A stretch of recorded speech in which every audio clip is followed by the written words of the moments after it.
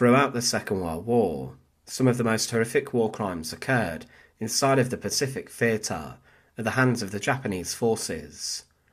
In the conflicts before and during the war, it's estimated that around 14 million civilians were slaughtered, executed, or tortured to death by the Japanese in some of the most harrowing ways. There were even 2 Japanese officers who held a competition to see who could execute 100 people the quickest using a sword, and this was then reported by the Japanese media almost as if it was a sporting event. But the men were executing civilians with their weapons, and the horror continued in relation to the treatment of those who found themselves a prisoner of war of the Japanese. Some of the evil actions ordered by the Japanese were sadistic, and one of the most harrowing of the war was the Bataan Death March, the forcible movement of 75,000 American, Allied and Filipino prisoners of war, and the terror that these people were subjected to was barbaric. Join us today as we look at the Bataan Death March, and to support our channel, please make sure to subscribe. The Bataan Death March today is remembered for the horror and torture, as well as the abuse and execution that occurred to thousands of prisoners of war who were forced to march from Bagak to Mariveles on the Bataan Peninsula to the destination of Camp O'Donnell. But thousands of these victims were taken prisoner of war following the fall of the Philippines. The garrison of Filipino soldiers based in Manila Bay were told to hold out, and the region was to be defended to the last. And on the 22nd of December 1941, Japanese General Masaharu Homma and his 14th Army soldiers landed in Lingayen Gulf.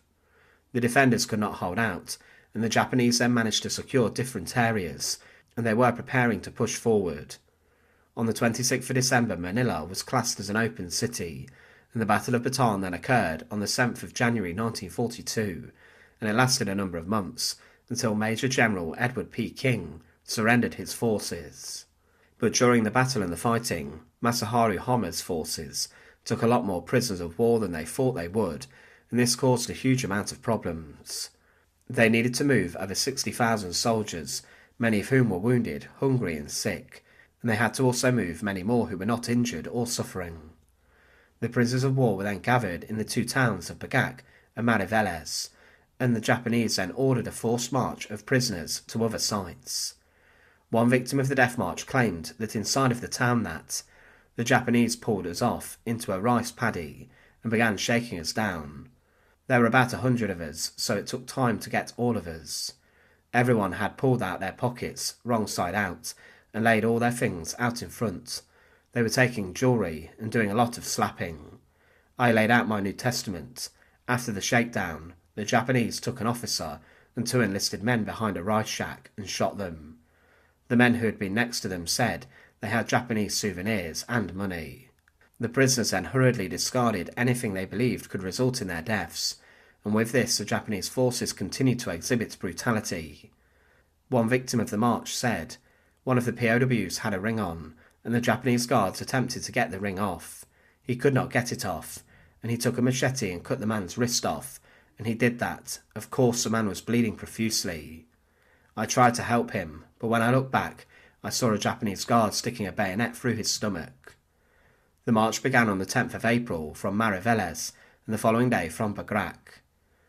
As the death march continued, the brutality of the Japanese guards ramped up, and they were known for their evil treatment. They held the prisoners in complete contempt, and the guards exhibited brutality, and they would violently attack the inmates. On one occasion they knocked one prisoner's teeth out for his gold fillings, and they even executed many of the victims.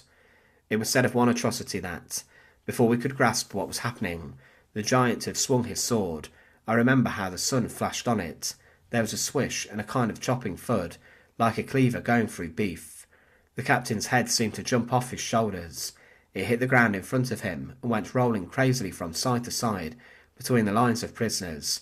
The body fell forward. I have seen wounds, but never such a gush of blood as this. The heart continued to pump for a few seconds, and at each beat there was another great spurt of blood. The white dust around our feet was turned into crimson mud.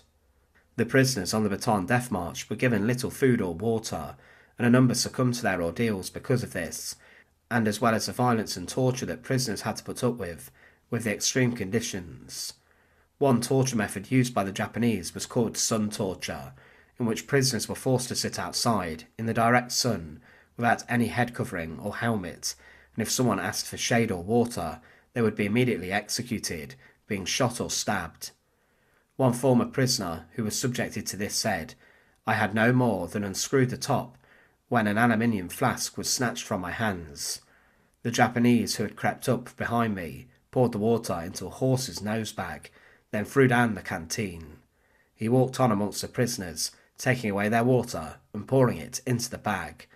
When he had enough, he gave it to his horse." Anyone who was slowing down was either beaten or was threatened with execution at the side of the road. There were guards ready to shoot if someone was suffering too much, and they did do this. They also shot and bayoneted victims at random to ensure the march continued with fear in its mind. There were clean-up crews established who were there to either kill the prisoners who were left at the side of the road or were there to just move the bodies to the side. It was said of these groups of Japanese soldiers that, "I observed that the guards paid no attention to these. I wondered why. The explanation wasn't long in coming. There was a sharp crackle of pistol and rifle fire behind us. Skulking along 100 yards behind our contingent came a clean-up squad of murdering Japanese buzzards. Their helpless victims sprawled darkly against the white of the road were easy targets. A member of the murder squad stooped over each huddled form. There would be an orange flash in the darkness and a sharp report. The bodies were left where they lay, that the other prisoners coming behind us might see them. When the prisoners arrived at stops, there was a significant amount of overcrowding, and there was also diseases such as dysentery, which spread very quickly, and no help for the sick was given. But the prisoners were then at San Fernando, thrown into the hot metal boxcars, and these trains had little in the way of sanitation. They were then forced to walk 9 miles to Camp O'Donnell. When they arrived here, hundreds were dying each day, and there was a death toll of around 20,000 people. Many of these were buried in mass graves behind the barbed wire fences of the camp. In total, around 80,000 prisoners began the march, and only 54,000 arrived at Camp O'Donnell due to the conditions of the Death March and its brutality. The estimates of prisoner of war deaths do vary, but at the end of the Second World War, there was a war crimes trial that saw Masaharu Homma indicted for war crimes, and he was charged with 43 different counts, many relating to the conduct of the soldiers on the Bataan Death March. He was later sentenced to death and was executed outside of Manila. Today the Bataan Death March is seen as one of the most harrowing events of the Pacific theatre of the Second World War, and it is an indictment of the cruelty and barbarism of the Japanese forces during the conflict. Many of those men who were imprisoned by them saw their fate as a possible and probable death sentence. Thanks for watching. To support our channel, please make sure to subscribe, and once again, thank you so much for watching.